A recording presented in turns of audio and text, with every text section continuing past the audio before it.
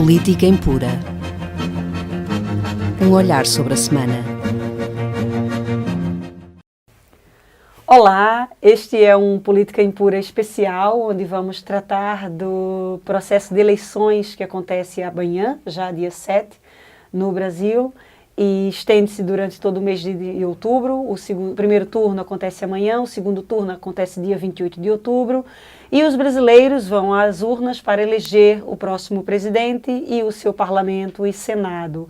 São 147.302.354 eleitores, na maioria 52,5% de mulheres, e com um aumento de 4,5 milhões de eleitores a mais que na eleição passada para presidente. No exterior, há 500 mil brasileiros registrados no TSE, para votar para presidente. Votamos para presidente no exterior. Estamos aqui há menos de 24 horas da abertura das urnas, com o Henrique Prior. Olá, Henrique, vamos tratar Renata, aqui deste grande caldo que é as eleições e o processo eleitoral no Brasil neste momento. Deixo só um dado que ontem tive acesso, que a última pesquisa da Datafolha, o Bolsonaro tem 32% de intenções de voto, o Haddad 21%, o Ciro Gomes 11%, o Alckmin 9%, a Marina Silva 4%, os outros candidatos, como o Amoedo, que é o novo Collor, o Meirelles e o Daciolo, que é uma espécie de Antônio Conselheiro pós-moderno, tiveram 2%, e os outros nem sequer chegaram a pontuar nesta pesquisa. Henrique, é muito complexa a realidade política brasileira neste momento. Muito complexa. Deve ser o país mais complexo do mundo. E a complexidade torna mesmo muito difícil resolver os problemas do Brasil. Embora eu esteja convicto, há sondagens já também relativamente a uma segunda volta, e na segunda volta o Haddad venceria o Bolsonaro. Mas essa sondagem mostra uma diferença bastante grande ainda. Se calhar, eu já num outro programa referi aqui que Haddad teria sido lançado tardiamente. Vimos que o móvel foi lançado, começou a disparar nas sondagens, ele que começou com 4%, depois subiu muito lentamente para 7% e depois de um instante para o outro atingiu a casa dos 20%. Se tivesse sido lançado com mais tempo de antecedência, provavelmente estaria mais tranquilo neste momento. No entanto, eu creio que Haddad vai ganhar. Mas o problema essencial do Brasil mantém-se. Ou seja, o problema não vai terminar no dia 28 de outubro, mas começar, ou seja, esse embate ele vai realmente, num país completamente dividido, começar de fato a partir do dia 28 de outubro, com as alianças, dividido, com as negociações. E não são uns inimigos quaisquer, são inimigos que se odeiam profundamente. E há um inimigo especial, né, nessa eleição, que é alimentado por um vírus, não é? Fascista. Isto é, esses inimigos odeiam-se e esse ódio é todo ele alimentado por um vírus chamado medo. Medo, exatamente. À direita e à esquerda, o vírus principal que alimenta este processo chama-se medo. Eu costumo ver mais a esquerda com um bichinho da esperança, enquanto a direita realmente tem lidado. Todo o discurso da direita está com medo. Estamos com medo da ascensão, essa ascensão do fascismo, essa vaga. Medo do regresso de um período negro que houve na história do Brasil durante muitos anos. Foram demasiados anos de período negro. E a esquerda tem medo disso também. Mas esse medo ele é diferente do medo da extrema-direita. O medo da extrema-direita ele é alimentado por determinados conceitos da construção do inimigo, né? A esquerda, o Lula, o PT, foram inimigos que foram construídos, como diria o Humberto Eco, esse inimigo foi construído pela extrema-direita e pela direita, muito dentro desse ressurgimento de uma vaga fascista que não é só brasileira, não é? Sim, não é só brasileira.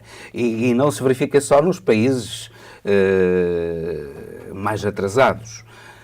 Essa vaga está aí na Europa, está presente. O fascismo ascendeu ao poder num país tão importante como a Áustria. Embora frequentemente se esqueça que Hitler não era alemão, era austríaco. É curioso. Se calhar a origem da contaminação do vírus esteja por ali. É curioso. Mas não é só a Áustria, é a Itália. A Itália regrediu. É o fascismo que está no poder na Itália.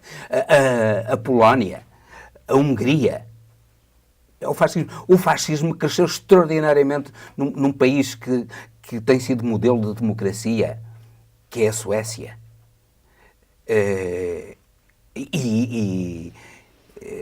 Na França também. Pronto, a França nos coloca numa situação interessante de análise, porque eu estava aqui a imaginar que essa questão da ascensão do fascismo, essa vaga, poderia se dar essa contaminação nos países com baixa cultura democrática. Não mas só. A França desmente essa teoria. Não só. A França, a Áustria desmentem essa teoria.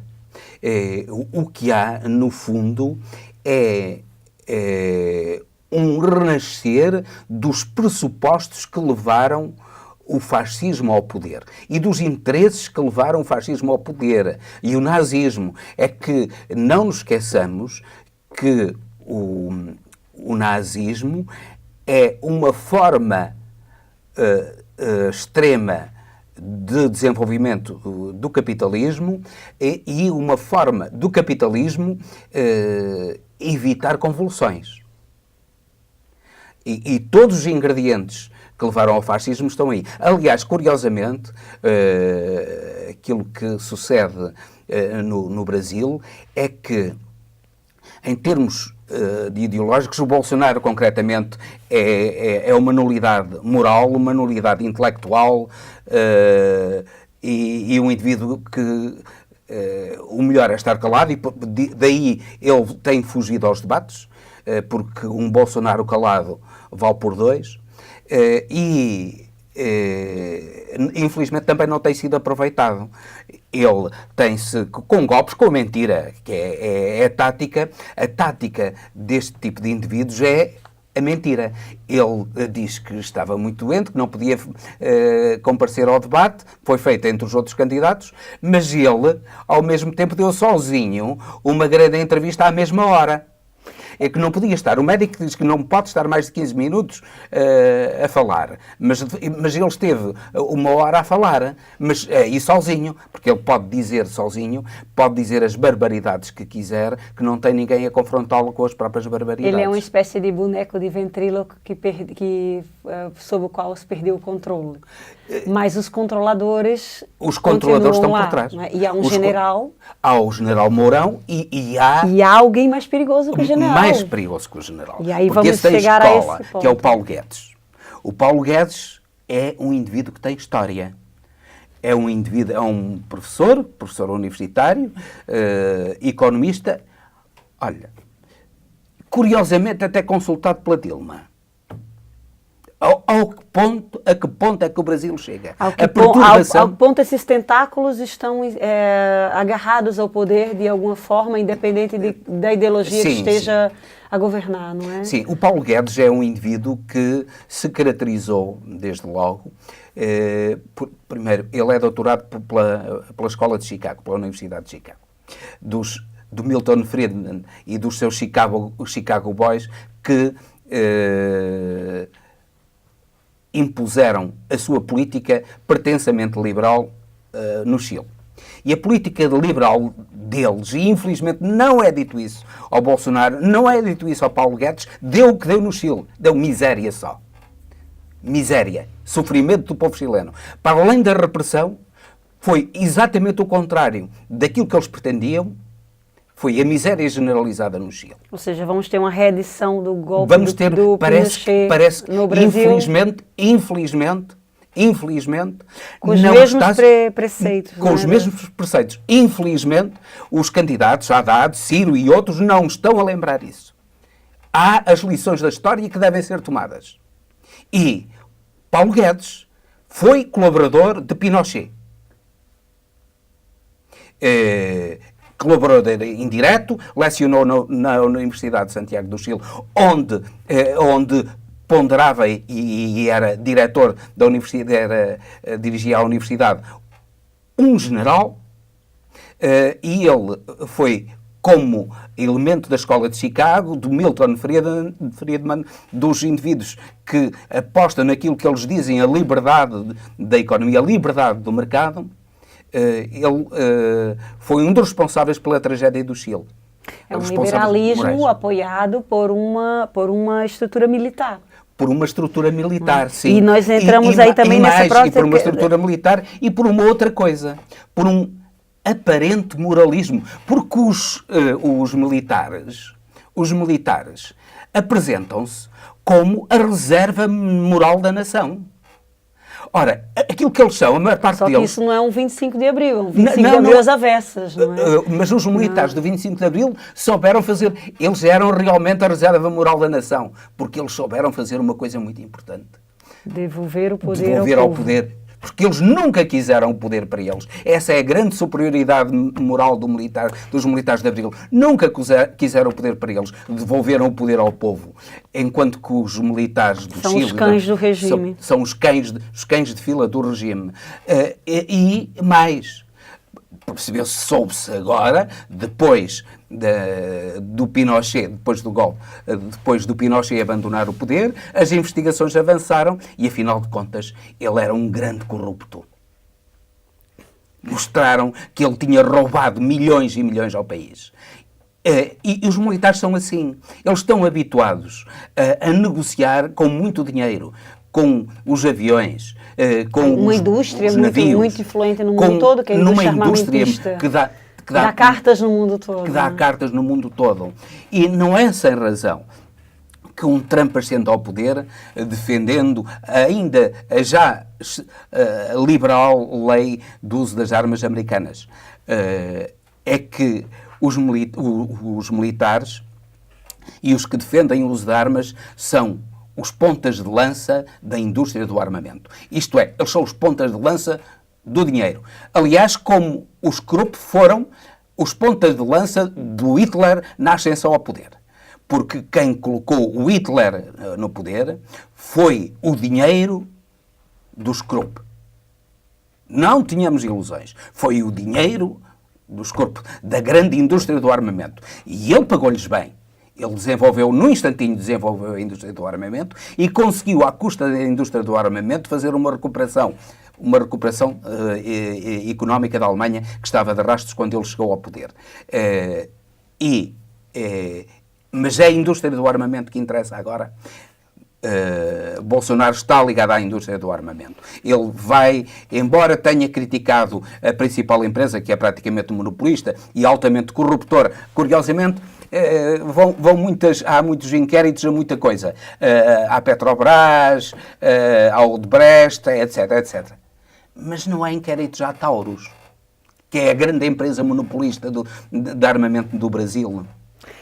E mesmo o próprio... sabe-se que há grande corrupção no Brasil. Sim. O próprio general Mourão está envolvido em alguns processos pouco lícitos e pouco transparentes de aquisição de materiais para as corporações onde ele estava envolvido, ou seja, isso já é uma notícia de alguns meses, ou seja, essa capa moral que essa gente se reveste, muito também ligada à questão neopentecostal no Brasil, porque as igrejas neopentecostais, como a IURD, a do Malafaia, estão também, já contaminaram todas as instituições que deveriam ser laicas e que deveriam ser transparentes e que deveriam ter outros interesses, ou seja, há um conservadorismo que é alimentado pela noção do homem de bem, não é? O homem de bem, esse É homem de pior bem... pior do que isso. Não é só, que é o macho adulto, branco, que tem eu acho poder. que é pior do que isso, sabes? Não é? Eu acho que é pior do que isso.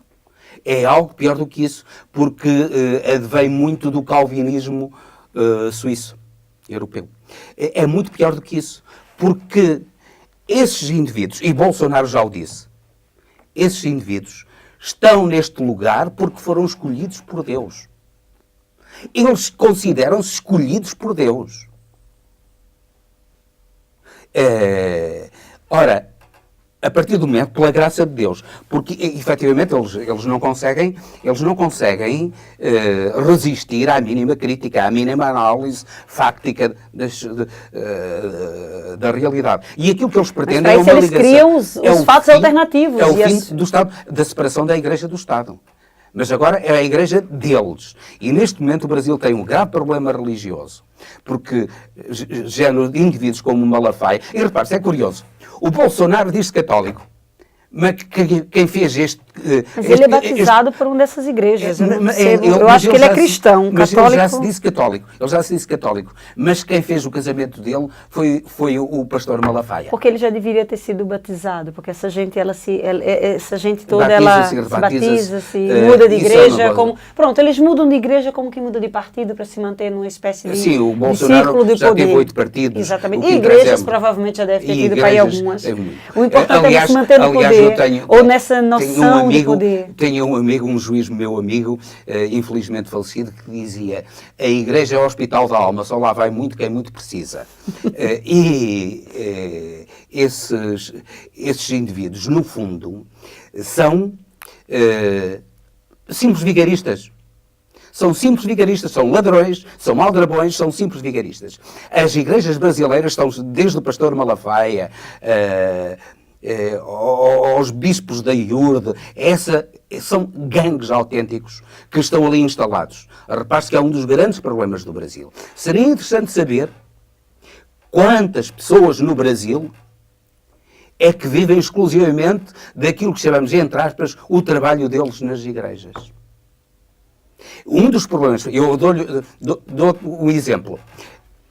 Mais importante era se esse trabalho era tributável, porque o grande problema da ascensão e essa supremacia desse dinheiro, porque se há uma indústria armamentista por trás, há uma indústria religiosa. Há uma indústria religiosa que é muito mais violenta que a armamentista, porque não é tributada. O pastor Malafaia, segundo a revista Forbes, é o 40º homem mais rico do Brasil. E de onde é que vem? Ele é rico em quê? Ele cria empregos, cria fábricas, investe na agricultura, investe na indústria? Não, ele investe na religião. O seu negócio é a religião. Repare-se que um dos grandes problemas de Portugal, por exemplo... Ou seja, o seu negócio é a lavagem de dinheiro, essencialmente. Sim. Religião no Brasil, a neopentecostal, é lavagem de dinheiro. Claro. Pura e simplesmente. Lavagem de dinheiro da droga, lavagem de dinheiro do tráfico de armas, lavagem de dinheiro do dízimo que não é tributado. Mas outra coisa muito mais grave e mais repugnante ainda. Essas chamadas igrejas neopentecostais, que têm indivíduos que são ávidos de dinheiro, eles alimentam-se de dinheiro, e o dinheiro é a alma deles. Esses indivíduos sugam a miséria e o sofrimento do povo. E é o povo, até as gentes mais humildes, porque eu vejo uma coisa trágica no Brasil, é que a propósito de tudo e de nada, é graças a Deus. É para perguntar, então o sofrimento que eles têm é graças a Deus, os cânceres e essa história, e o sofrimento do povo é graças a Deus. Um dado curioso é que 95% da população brasileira diz crente. Acredita realmente nesse Deus? 95%. É violento isso. É violento, sobretudo quando nós pensamos em países como a Irlanda, é extremamente violento, porque acho que é o inverso. Acho que só 5% dos irlandeses é que acreditam que... Dos islandeses que acreditam que Deus existe. E não é esse Deus judaico-cristão, é um Deus qualquer. Enfim. E nós vemos o nível de desenvolvimento das sociedades. O grande problema, claro que também, há um mas há também mesmo. neste momento, esses grupos religiosos no Brasil, os pentecostais, os evangélicos de uma maneira geral, a IURD, desse indivíduo inqualificável que é o Edir Macedo. Foi ele que estruturou esse esquema de pirâmide, de estrutura comercial para a igreja. E eu acho que ele é o grande impulsionador deste modelo de negócio que é a igreja no Brasil. Que suga o dinheiro da população e que faz alimentar grande parte... que faz escoar, melhor dizendo, faz escoar o resultado do trabalho dos brasileiros, faz escoar para a atividade improdutiva desses indivíduos. Repare-se, eu dou um exemplo, o caso em Portugal foi estudado devidamente e antes da extinção das ordens religiosas em Portugal, em 1830 e poucos, por decretos, nomeadamente o decreto do ministro António Augusto Aguiar, 7% da população portuguesa estava ligado às atividades religiosas. Era, portanto, improdutiva. Neste momento, seria interessante saber-se qual a percentagem da população do Brasil que está ligado à atividade religiosa. E percebeu-se perfeitamente que, com todos, apesar das guerras civis que destruíram, que dilaceraram o país, nos anos 30 até aos anos 50 praticamente, durante 20 anos do século XIX, apesar das guerras civis, depois da extinção das ordens religiosas, Portugal deu um salto, economicamente um salto. Ora, isso já era uma demanda desde do Marquês de Pombal. Desde o Marquês de Pombal. Né? Ele já tinha essa perspectiva pelo Marquês de Pombal. As ordens religiosas drenam recursos para atividades improdutivas. Os pastores das igrejas vivem bem, alguns deles muito bem, com jatos, com barcos, com casas riquíssimas, se eles vivem bem e não produzem, porque a vida deles é atividade religiosa, o dinheiro vem de algum lado e vem do trabalho do povo. E eles são, no fundo, os grandes sugadouros do trabalho do povo, do suor do povo.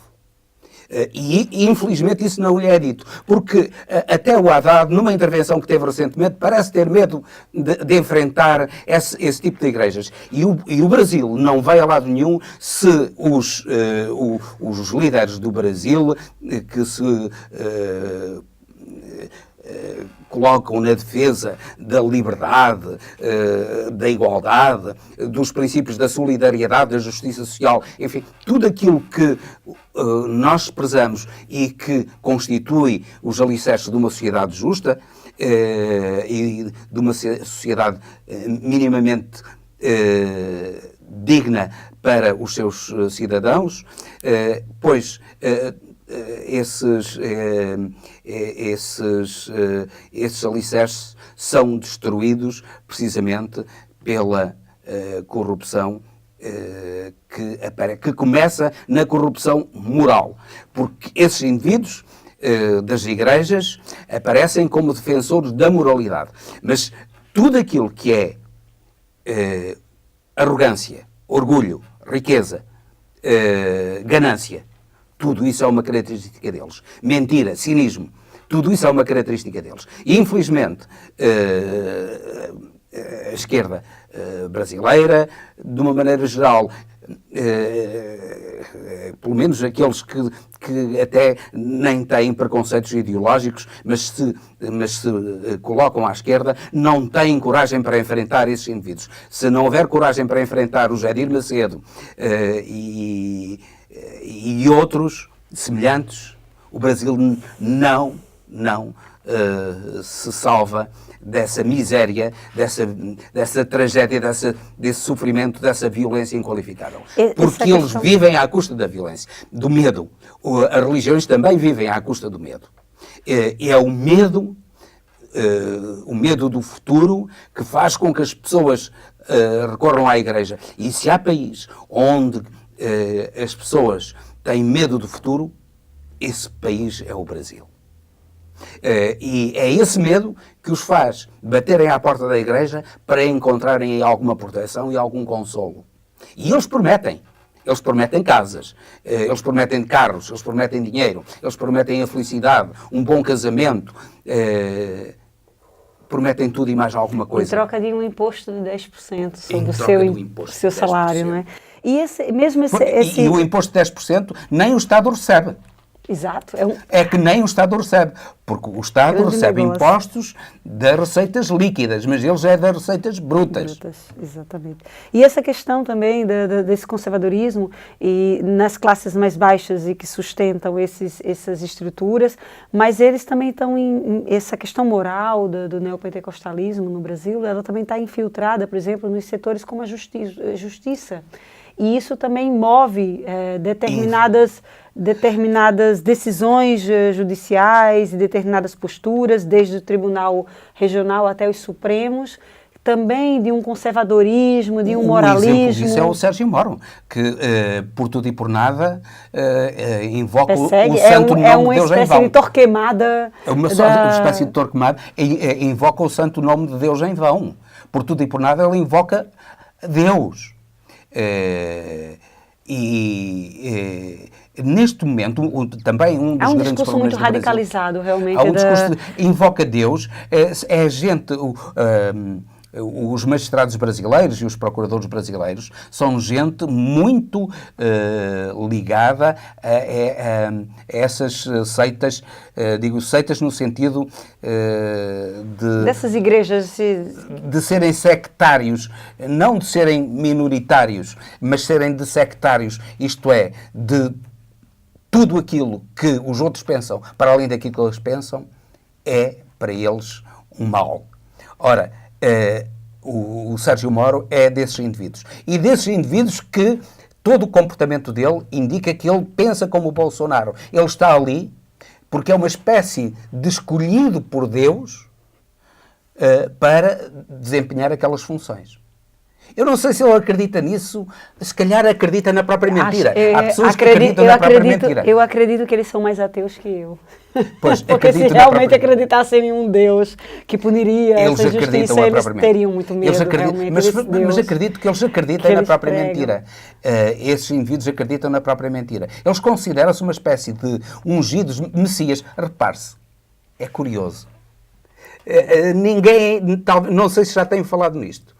O nome de Bolsonaro é Jair Messias Bolsonaro. Ele utiliza isso como bandeira, que é um ungido por Deus, o escolhido realmente para resolver os problemas do país, como se fosse resolver um simples mentiroso, um simples cínico, aldrabão, ignorante, para escolher. Aliás, mas o que ele foi objeto de um processo, porque aquilo que ele promete é o aumento das receitas dos salários dos militares, que já ganham muito melhor do que o resto da população, particularmente do que as polícias, não estão sujeitos aos perigos que as polícias estão ali nos seus quartéis, estão muito bem e recomendam-se, e ganham muito mais do que as polícias, que estão sujeitas diariamente ao perigo da morte. A insalubridade da profissão de militar. A insalubridade e ao perigo constante. Que é real, que está nas ruas. É a violência concreta, não é essa violência ideológica, é a violência concreta. Ele não promete aumentar os salários dos polícias. Ele promete aumentar os salários dos militares que estão muito bem nos quartéis e recomendam-se. E a grande corrupção na polícia também deriva precisamente dos salários baixos. Eles ganham salários miseráveis e, por isso, são facilmente corruptíveis. Era um dos ataques que lhe deviam dirigir, era precisamente esse. E infelizmente não está a ser dirigido. Ele quer aumentar os salários dos militares e não dos polícias que vivem em perigo permanente e depois morrem, são assassinados e as suas viúvas e os seus filhos ficam numa situação de miséria. E, curiosamente, são as instituições de esquerda, como a Marielle, por exemplo, que trabalhava junto justamente com as viúvas, não é? E as famílias de militares mortos na guerra civil não declarada no Rio de Janeiro, e que trabalhava e que lutava pelo apoio, que inclusive redigiu leis de proteção para essas famílias, e que, exatamente enquanto mulher e ativista, atacada por essas pessoas fascistas e que só veem... Pois, isso é a prova mais que provada que eles não querem o fim da violência. Não querem. Não. A violência é rentável. Não é? A violência é rentável. A violência é o seu alimento. Aliás, o Bolsonaro é um indivíduo violento. Ele, para além de defender a tortura, para além de defender tudo, e dizer os fuzilamentos, dizer que aquilo que o Pinochet fez de mal foi torturar e não matar, e defender o general Ultra, etc, etc, tudo aquilo que é de mais escabroso, mais miserável e mais animal. E defende aquilo que há de mais animalesco no homem. O defender a violência contra a violência é o que há de mais animalesco no homem. E o defender o uso de armas, repare-se, aquilo que ele está a defender, o uso de armas, é defender o aumento dos assassínios. Eu penso que isso é uma construção de uma espécie de eugenia, e talvez comece o genocídio das classes mais favorecidas, que são aquelas que estão em embate direto e mais sujeitas à violência, com alguns efeitos colaterais. Sim. É um projeto. É um projeto, sim.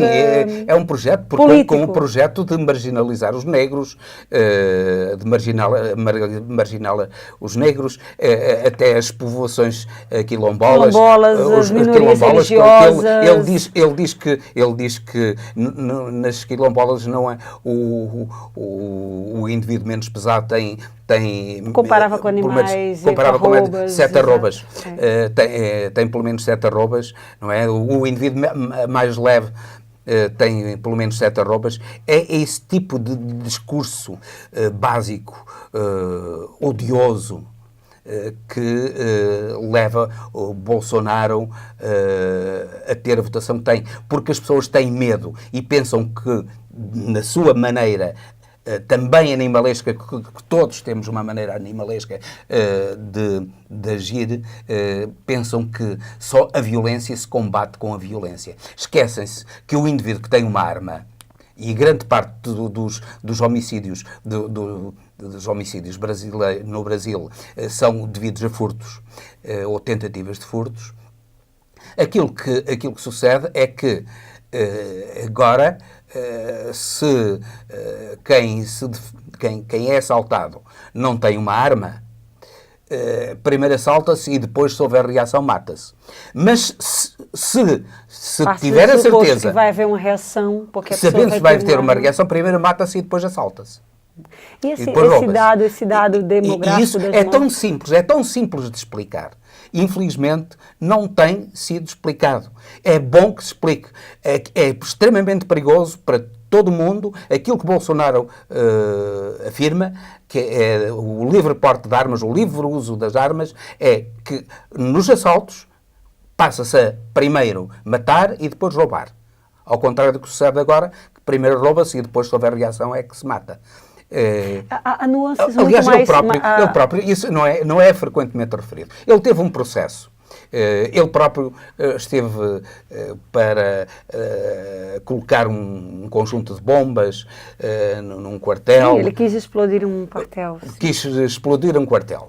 E foi apanhado. Mas depois, por, enfim, manigâncias, o processo foi abafado porque não se provou que ele era o autor de uns documentos que estavam manuscritos, porque eles estavam manuscritos em letra de forma.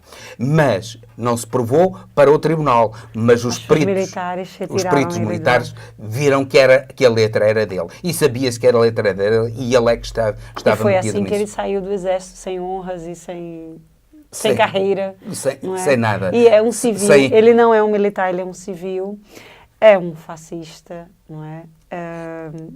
Gosta dos gosta da alfates, mentira, gosta das mentiras. ele usa a mentira predominantemente. Ele diz que, por exemplo, o Brasil teve o maior progresso durante a ditadura militar. Mente. Ele mente descaradamente. Mas o que a gente pode esperar, por exemplo, de uma pessoa que é maior, socializada dentro da igreja?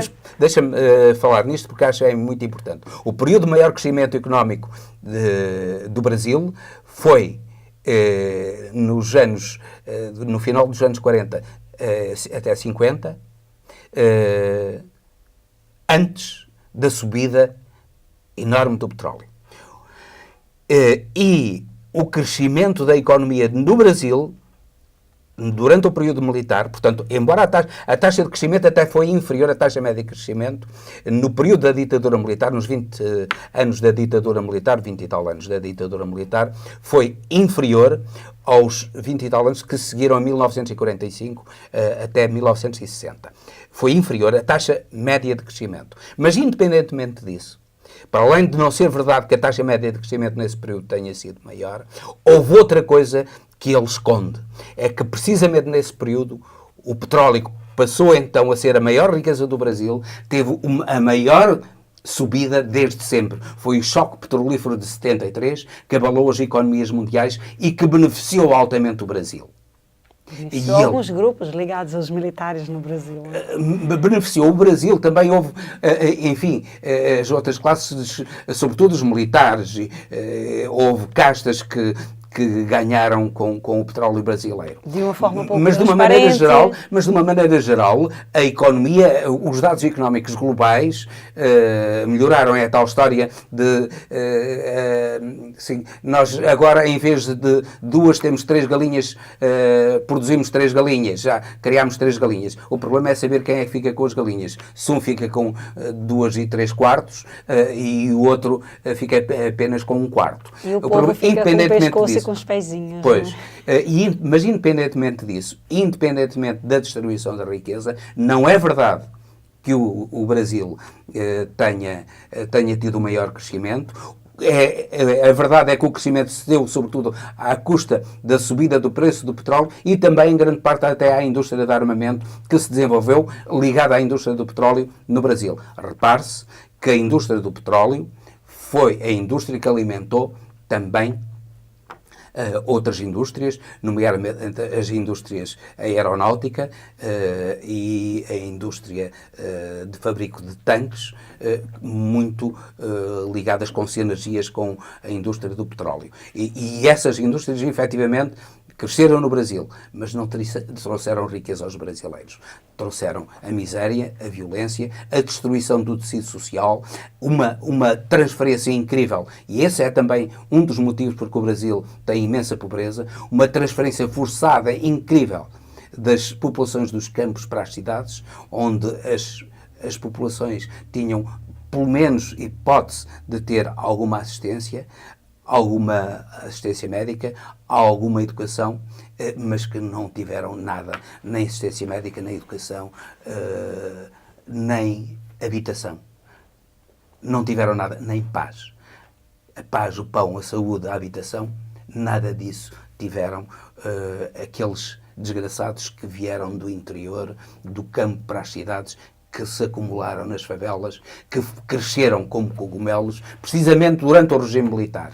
E foi o regime militar o grande criador de favelas. E isso não é dito frequentemente a esse indivíduo chamado Bolsonaro e a esses militares que defendem os torcionários da ditadura militar. E deve ser dito sem hesitações, porque eles devem ser confrontados com essa é a verdade, eles devem ser confrontados com a verdade que eles falseiam permanentemente. E é nesse clima, não é? Desse medo que a esquerda tem e as frentes mais progressistas do país têm, da volta desse tempo, dessa revitalização destes mesmos paradigmas que levaram a esse atraso de hoje no Brasil, para ir a levar a escalas muito mais complexas com a dada realidade que nós temos hoje. E é nesse clima que chegamos à véspera realmente dessa eleição tão fundamental, de um processo que ocorreu em um clima de tudo menos normalidade democrática numa república, onde os poderes se misturaram, impuseram, com o poder judicial a assumir poderes políticos. A assumir poderes políticos, a assumir partidos, um poder partidarizado. E é nesse clima que amanhã os brasileiros vão às urnas, não é? Para escolher, essencialmente, entre a barbárie e a possibilidade de continuar a lutar por um progresso e por um país que possa ainda alcançar algum nível de desenvolvimento. Pelo menos afastar a barbárie. Isso é muito importante. A tolerância, o respeito pelo outro, o respeito pela diferença, que é tudo aquilo que é contrário a Bolsonaro e a Haddad representa. E até Ciro Gomes, o respeito pelo outro também, o respeito pelas diferenças, até de certo modo, não confundamos Haddad, Ciro e outros candidatos, o Alckmin, por exemplo, são indivíduos que respeitam as diferenças nada tem a ver, felizmente nada tem a ver com Haddad. Esperamos que o Brasil perceba até que ponto o indivíduo como o Bolsonaro é altamente prejudicial ao futuro, até a integridade mental, não só a integridade física, ao mínimo de justiça económica, até a integridade mental dos brasileiros. E assim, Henrique, terminamos este Política Impura tão especial para falar dessa questão tão urgente bem necessário, porque o Brasil é o país irmão de Portugal. Nós é um gigante da América Latina. É um gigante do mundo. É o país mais rico do mundo. É um gigante do mundo. E é o quarto país, em termos de geográficos, maior do mundo. Tem uma população que está a crescer. Falaste aqui o aumento de 4 milhões de eleitores entre uma eleição e outra. Tudo isso é muito importante e se o Brasil tem sido um país com o futuro permanentemente adiado, é o país do futuro, mas de um futuro permanentemente adiado, é importante que o país se assuma finalmente como construtor do seu futuro, para não ter o futuro eternamente adiado. E é assim. E todos nós que estamos fora do Brasil e votamos para presidente, temos essa possibilidade amanhã de fazer essa diferença e escolher tudo menos ele não.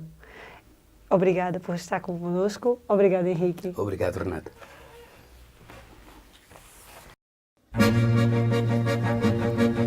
Política Impura. Um olhar sobre a semana.